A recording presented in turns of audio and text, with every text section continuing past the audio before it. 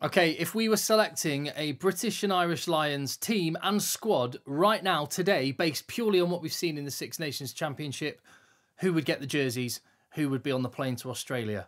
That is the video that I'm doing today, and it's part of two videos, the other of which you will find with Rich, the rugby analyst. We've done a load of collaborations before, and I'm taking the reins on the forwards. Rich is taking the reins on the backs, and we've given each other free rein, and we trust each other to make the right calls. Get stuck in the comments. Go over to Rich's channel at Rugby Analyst and subscribe there, and hit subscribe right here as well. I'm fascinated to know what you make of these selections.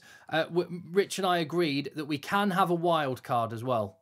If there is a player that we haven't seen in the Six Nations Championship, or maybe it got cut short through injury, we can have one spot. Well, I'm giving myself one spot to select that player if nobody else has impressed me enough.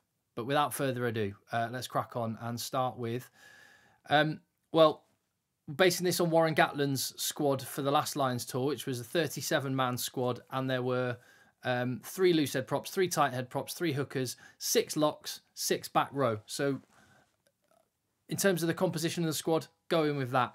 And we're going to start with the loose head prop who, well, Andrew Porter, he's there.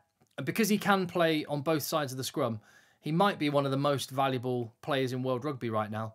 Because think about the World Cup squad for Ireland. He adds loads of possibilities because he can pack down on both sides. If Andy Farrell wanted to get, I don't know, another back row player or another fly half or a centre in, Andrew Porter gives you that flexibility. So Andrew Porter is absolutely there. He was an awesome player through the championship, and he's proven as well he can play. He can play a whole game in some cases. I think well into the 70s. He got a 73rd minute, was it? He came off against England. Incredible player. What a specimen. Creaked a couple of times at scrum up against Kyle Sinclair for England, but on the whole, class. Second loose head prop, Pierre Schoeman. Or Schumann. Schumann. I'm never 100% confident how I should be saying that, but he's had a massive Six Nations Championship. Just a massive man. Look at the shape of him. Yeah, awesome for Scotland, and does a lot of work around the park. He's really good at the breakdown. Great ball carrier, and his set piece is tidy as well. And the third one, Ellis Genge. I thought England's set piece was one of the strengths for them this tournament. And we didn't really see Ellis Genge doing what he can do, which is being a rampaging ball carrier. That's when he is at his best. However, we saw enough of that to get quite excited about Ellis Genge. And on the flat tracks, hard tracks in Australia, he could be a real weapon. As for the selection for the team, based on the Six Nations right now, well, there's your 3 loose head props. Who gets the starting job? Who's on the bench? I've got Andrew Porter and Pierre Schoeman backing him up at the moment with Ellis Genge as backup as it currently stands. I'm going to get out of the way now. So that's the loose head prop position. On to hooker and Dan Sheehan. Now, before the Six Nations Championship, I had him ranked as one of the up-and-coming hookers in the world, one of the up-and-coming rugby players in the world, but not quite at that elite level where Julian Marchand and Malcolm Marx and Julian Montoya operate. But Dan Sheehan is up with them now. Very different type of player. He can do everything a hooker needs to do and a bit more. He is fast approaching the elite in his level, and I think he's up in that top tier of hooker now. And, well, no-brainer. He'd be one of the first people you'd put in your Lions squad if it were being picked right now. George Turner's had a great championship. Really impressed with him. Good leader, good set piece, does a lot around the park, much like Dan Sheehan, so he's in. And the third choice of hooker, I've gone for Ronan Kelleher. Admittedly, didn't have the chance to show maybe the Ronan Kelleher of a couple of years ago during this Six Nations Championship, but he showed enough to me. Set piece is good. He's dynamic around the park. I love Ronan Kelleher as a player, and none of the other hookers impressed me enough to usurp him. So those are the 3 hookers in my Lions squad being picked right now. Again, leave your comments if you disagree with me at any point. Tell me what you think.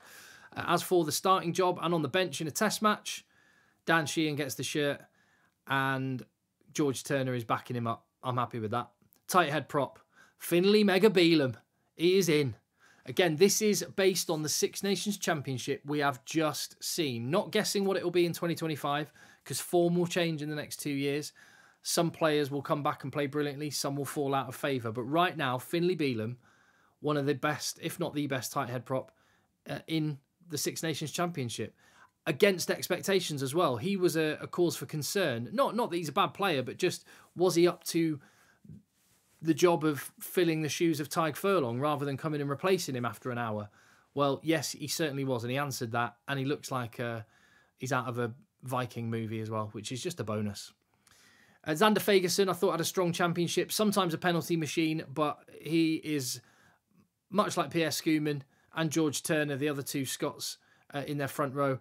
He is all around the park, does lots of work, so love him. And Tom O'Toole, not Tadhg Furlong, is getting the final spot in my Lions squad based on what we've seen in the Six Nations so far. The way Tom O'Toole came on and controlled the game and kept things going in the France match was a massive bonus for Ireland, showed the depth and confidence they can have in their whole squad. I thought Tom O'Toole has been brilliant this tournament.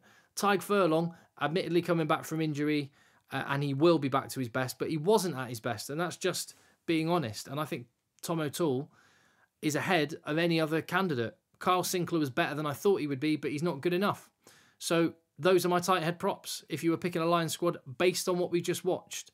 And as for the starting jerseys, Finlay Mega Bealham gets the job, and Xander Fagerson off the bench. Second row, best lock in the British Isles and Ireland combined was James Ryan. Thibaut Flamont of France was the best lock in the championship.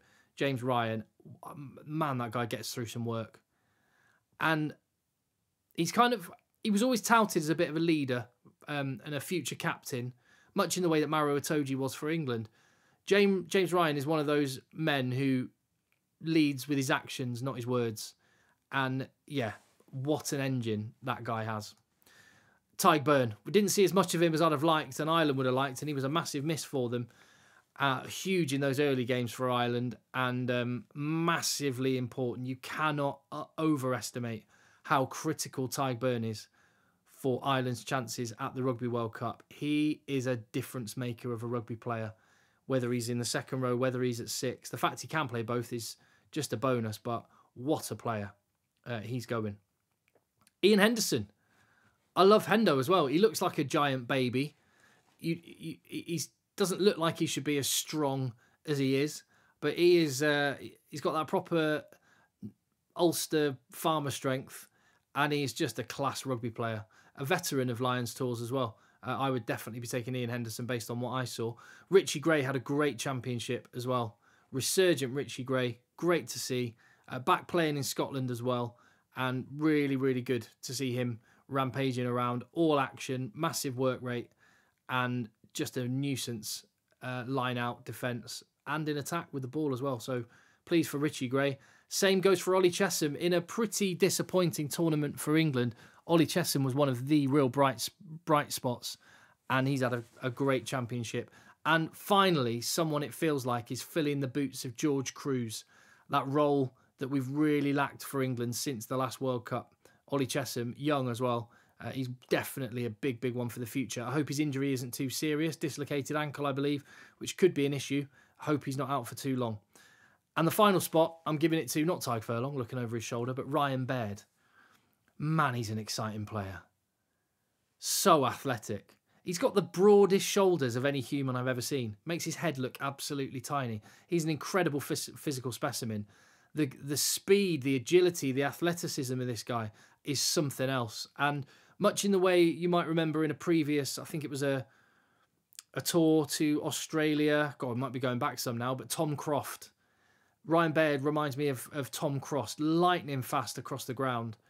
Really, really exciting rugby player. I've got a lot of time. I think this guy, come World Cup time, could be a starter for Ireland and could be massively important for them as well.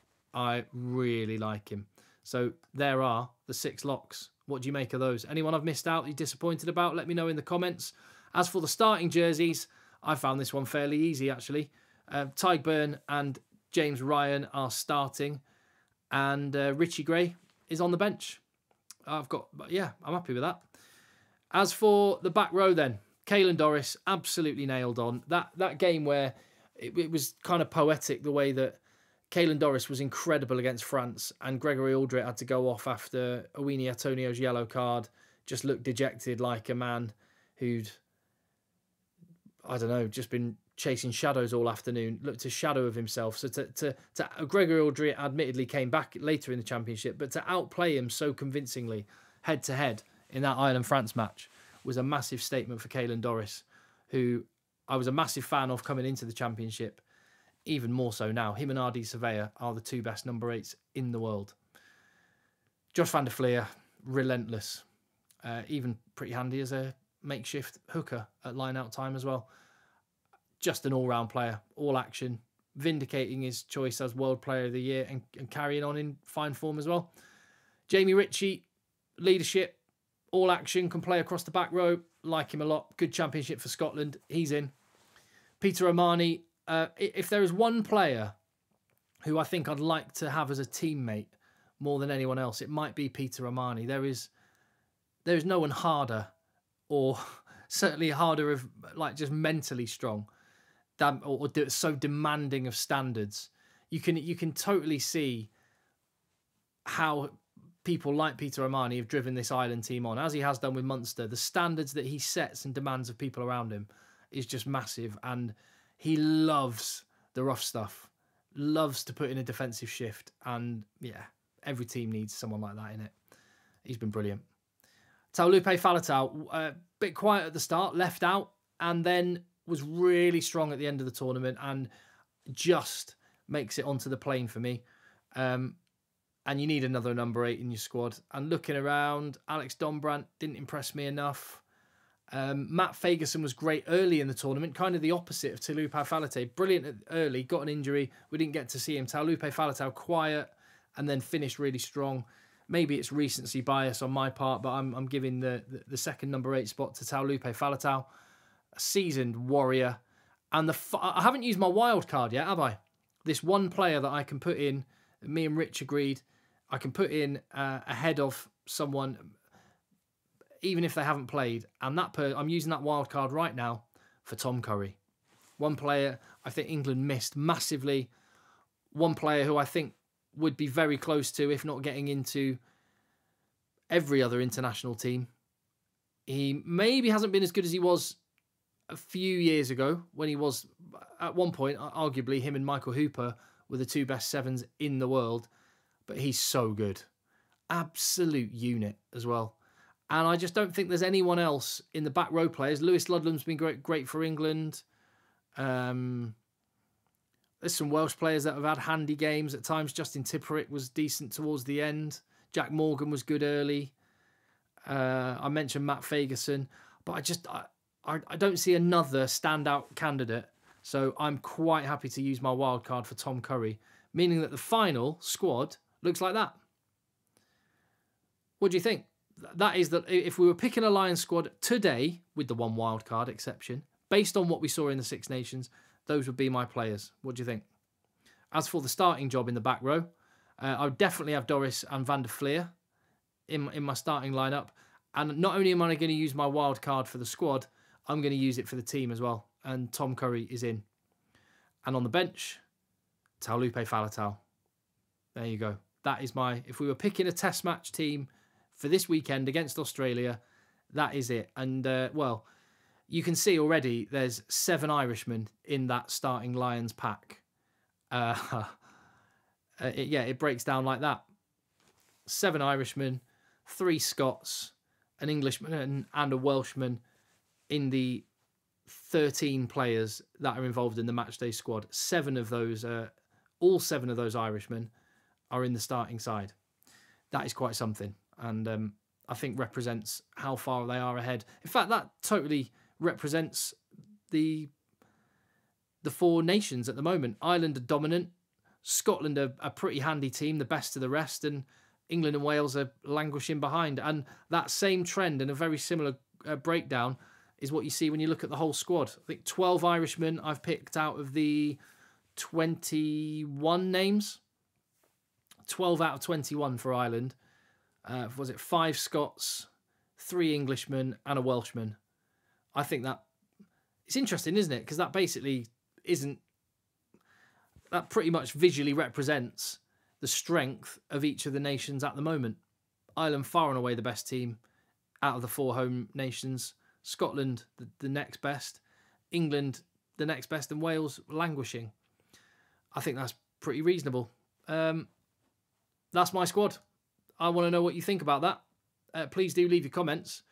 And also go and check out Rich's video on the Rugby Analyst channel. Hit subscribe there as well as here. And Rich is taking care of the backs. I'm going to go and look at what Rich is saying. I'll see you on the next video.